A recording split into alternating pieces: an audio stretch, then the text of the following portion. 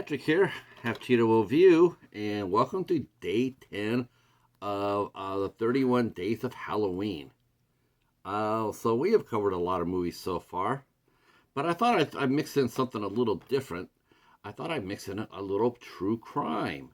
That's right. One of the most infamous killings in American history occurred in 1892 in Fall River, Massachusetts.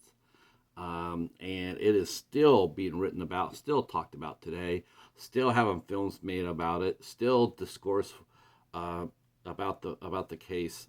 Personally, I don't understand the discourse. It's pretty pretty simply put. The person did it.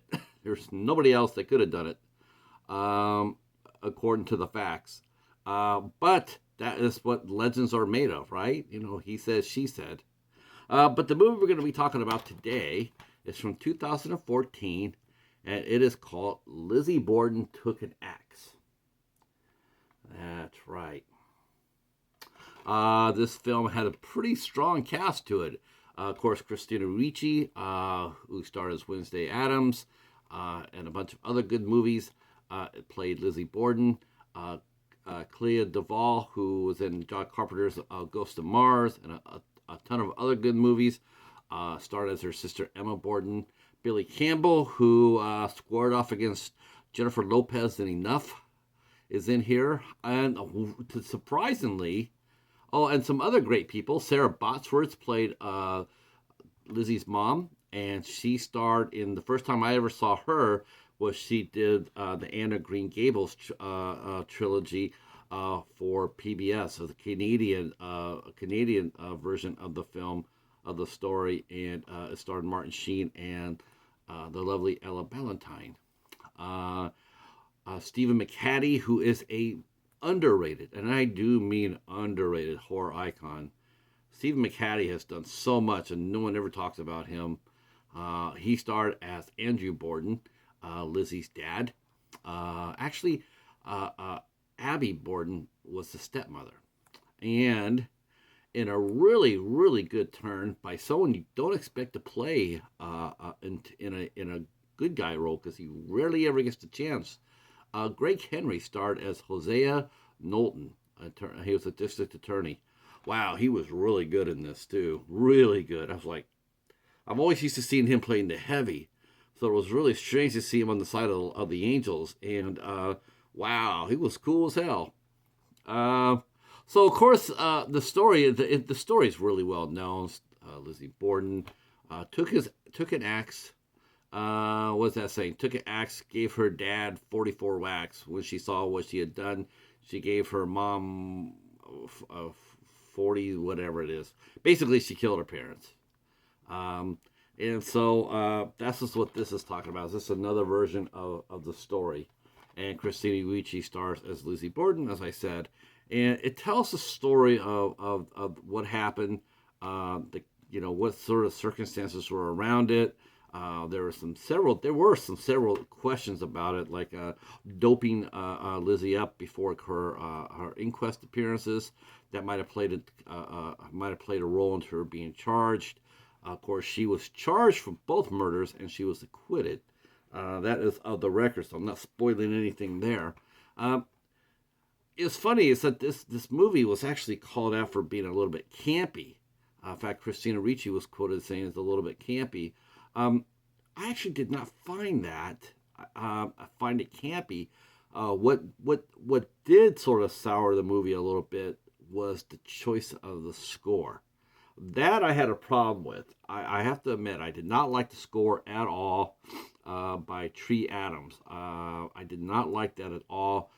Had a more of a modern rock guitar in places, and I just thought that was just not appropriate for this movie.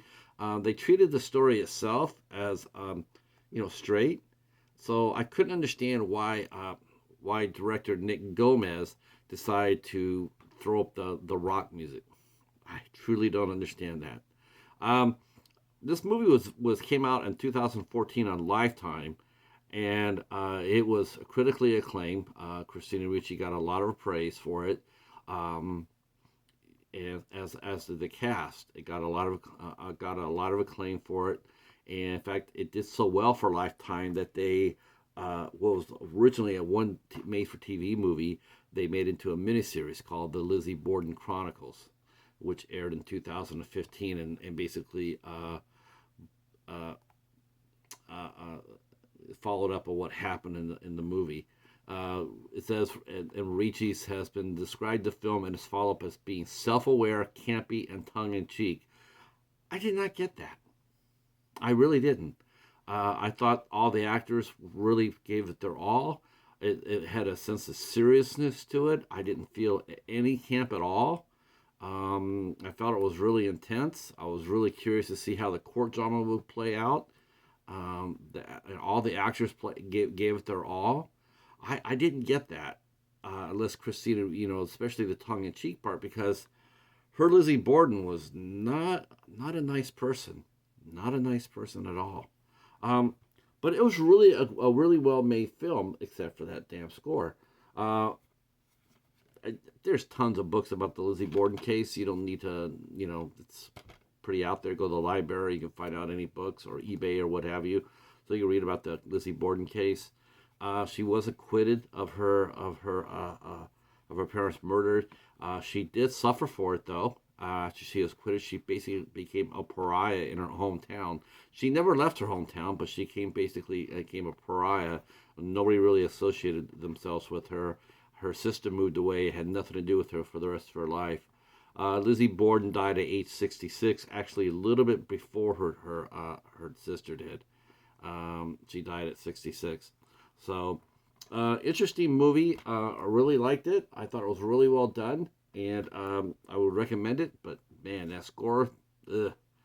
All right, so that is day 10 for 31 days of Spooktacular. Did I say Spooktacular? I did.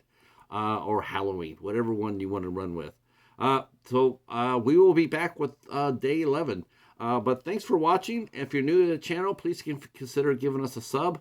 Yeah, let us know what your opinions were about Lizzie Borden. Did she give her parents...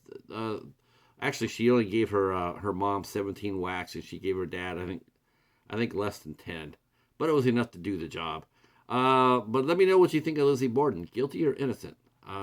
Leave a comment down below in the comment section, and we'll get to it. All right. Thanks for watching, and we'll see you for the next one.